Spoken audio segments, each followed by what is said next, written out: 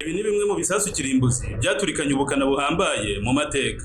Muri iyi nkuru turareba ibisasu karahabutaka byo mu bwoko bwa nuclear bombs byaturikanye imbaraga kirimbuzi kurusha ibindi. Ibi bisasu biba bifite ubumara kirimbuzi buhumanya ibinyabuzima bukanasiga ingaruka mbi aho byarashwe. Umuriro utwika ugakongora kugera ku kigero cyo gushongesha buri kimwe uguyeho ndetse n'ikiwegereye cyose. Ibi bisasu kandi biteza n'izindi ngaruka mbi mu gace byarashwemo. Ni ibisasu benshi batinya, haba kubaza uko bikora ndetse n'abatabizi, kuko ubwo biheruka guterwa mu Buyapani byakoze ishyano ritazigera ryibagirana.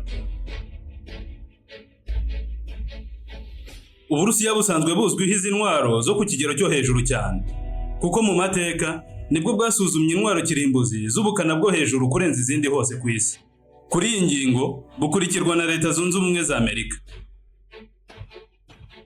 Mu kwa mbere ku itariki 20/1955 ubumwe bw'Abasovieti bwasuzumye bombe yabwo ya mbere. Ni igerageza ryabereye muri Kazakhstan kuri site yasuzumirwagamo izo ntwaro kirimbuzi yitwa Semipoltynsk Test Site. Iri suzuma ryari rigamije kwereka Leta Zunze Ubumwe za Amerika n'inshuti zazo ko ubumwe bw'Abasovieti nabwo bufite ibiturika karahabutaka. Kuri iyi nshuro Abasovieti baturikije igisasu bise RDC-37 kikaba cyari igisasu cyo mu bwoko bwa hydrogen. Kuri uwo munsi ingabo z'Abasovieti zahagurukije indege yo mu bwoko bwa Tupolev Tu-16 ijya kunaga RDC-37 ahari hateganyijwe mu gice kigizwe n'imisozi miremire. Indege yafashe ikirere iranyanyagira igera aho yagombaga gutera icyo kibombe. Iri mu butumburuke bwa kilometero 12 uvuye ku butaka. Ariko umupiloti wari uyitwaye yahisemo kutarasa icyo gisasu. Umupiloti wari utwaye indege Mejathoid Garavasichenko yahisemo kutarasa iki gisasu kubera ibicu byinshi byari bibuditse uwo munsi. Ahitamo kumanura indege igitaraganya adakoze ubutumwa yari yatumwe. Ariko ntibyarangiriye aho, kuko ubutumwa bwaje gusubukurwa ku itariki 22/11/1955. Major Theodore yinjiye muri T-16 aranyaruka ajya gusuzuma igisasu cyahamuye isi yose. Nk'uko twabibonye, yari yahawe amategeko yo kugeza indege muri kilometero 12 z'ubutumburuke, maze akarekura bombe. Izi kilometero 12 ni naho indege zisanzwe zigendera. Major Theodore yarekuye igisasu cyapimaga megatoni 1.6. Kikimara guturika cyangije byinshi kuva aho cyarasiwe kugera kuri kilometero 200 z'umuzenguruko. Aha Abasovieti bari bamaze kwereka Abanyamerika ko bashobora kubamena mu gihe baba babendereje, ko bahuha imijyi yabo mu kanya nk'ako guhombya. Ubukana bw'iki gisasu bweretse isi yose ko ubumwe bw'Abasovieti atari igihugu cyo gukinisha. Abasovieti ntibahagarariye aho ngaho, babisubiyemo barongera basuzuma ikindi gisasu cy'ubukana bwisumbuyeho ku itariki 30/8/1961. Iki gisasu cyatesheje umutwe Abanyamerika ndetse n'Abanyaburayi, cyasuzumiwe mu kirwa cyitwa Novaya Zemlya giherereye ku mpera z'isi ho mu majyaruguru ku nyanja ya Arctique. Aha Abarusiya baturikije igisasu rutura cyakanze abo mu burengerazuba bw'isi, bahita bacyita Satani kubera ubukana bwacyo. Iki gisasu cyahamuye abaturanyi b'Abarusiya ndetse na Leta Zunze Ubumwe za Amerika. Cyatewe n'indege ya Tupolev Tu-95. Iki gisasu kirimbuzi kugeza ubu nicyo cyasuzumwe kirengeje ibindi ubukana, cyiswe Tsar bomba, cyitiriwe abami bo mu Burusiya. Ni igisasu cyari gifite toni 27. Mu kukirasa bagicometseho umutaka kugira ngo kimanuke gake gake. Kigeze kuri kilometero 4 mbere yo kwisekura hasi cyaraturitse. Cyaturikanye ubukana bw'iturika kirimbuzi bungana na megatoni 58 zose.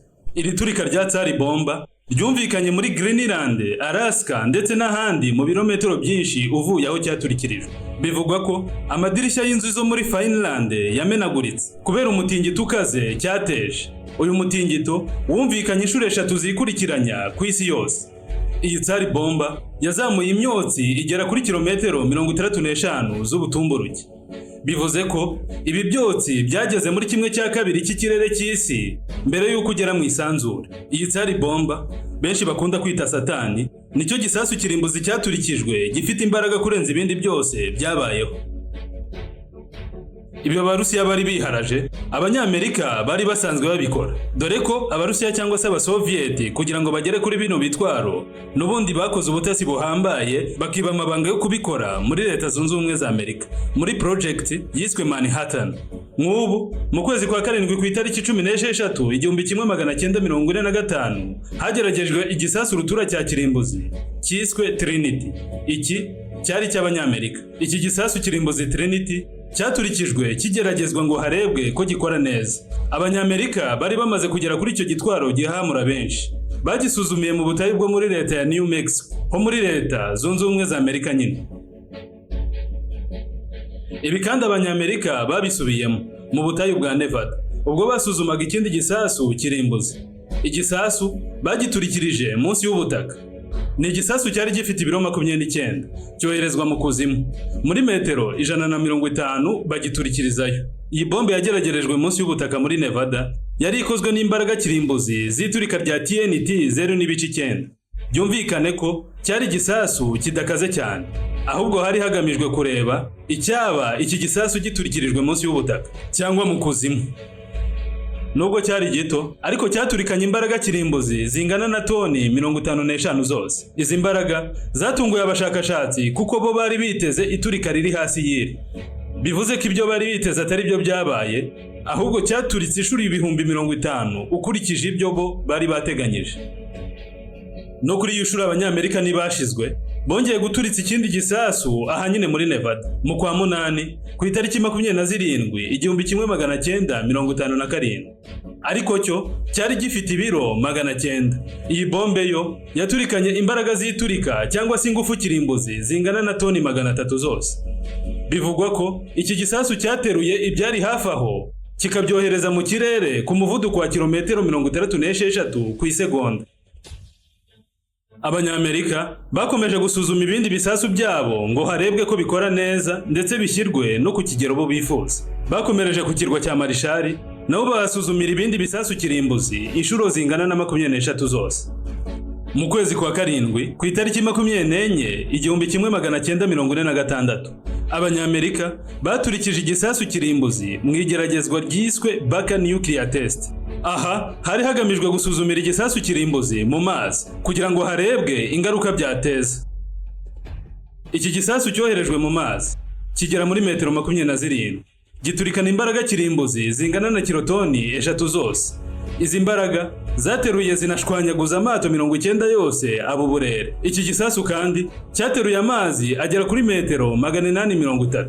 Bivuze ko cyateruye aya mazi kikayasimbiza akagera ku burebure nk'ubw'inzu ya Burj Khalifa.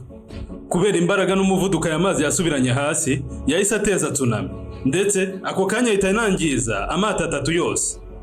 Mu kwezi kwa 11 itariki ya mbere 1952 habayeho irindi suzuma cyangwa se igerageza ry'igisasu kirimbuzi ryiswe IV Mike Nuclear Test.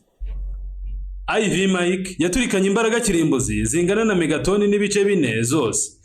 Bivuze ko cyaturikanye imbaraga kirimbuzi bwikube 400 n'iki cyakibanjirije Baka Nuclear Test. Ibyotsi by'iyi bombe kirimbuzi byatumbagiye mu kirere kugera kuri kilometero 37 zose na kilometero 56 z'umuzenguruko.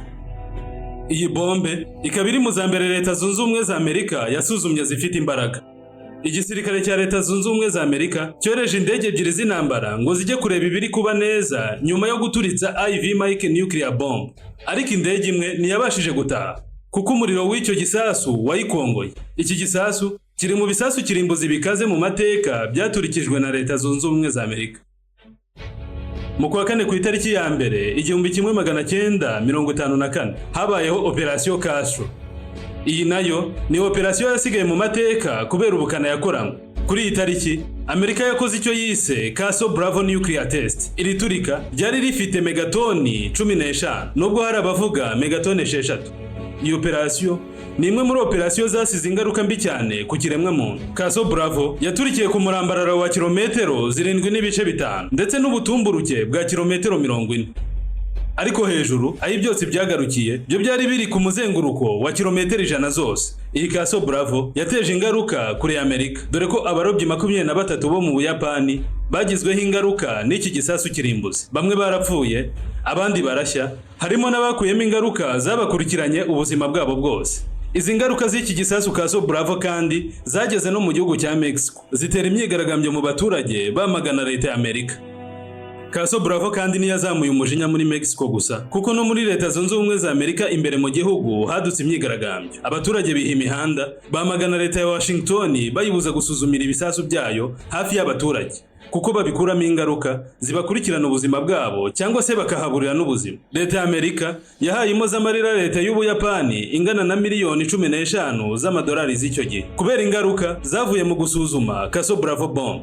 Iri gerageza ryakoreye mu nyanja ya Pacific. Zimwe mu ngaruka z'iri suzuma zamaze imyaka 60 nyuma yo gusuzuma iyi bombe. Nyuma yo kubona ko ingaruka ari nyinshi ziterwa no gusuzuma izi ntwaro kirimbuzi bikorewe ku butaka, ubumwe bw'Abasoviet, leta zunze ubumwe za Amerika ndetse n'ubwami bw'Abongereza basinye amasezerano agena ko izi ntwaro zigiye kuzajya zisuzumirwa munsi y'ubutaka. Ayo masezerano yasinywe mu 1963 kandi ahita bitegeko. Nimukibagirwe kugaruka kutwumva. Niba utarakora subscribe, kanda subscribe kugira ngo ibiganiro byacu bizabe bikugeraho ku buryo bwihuse.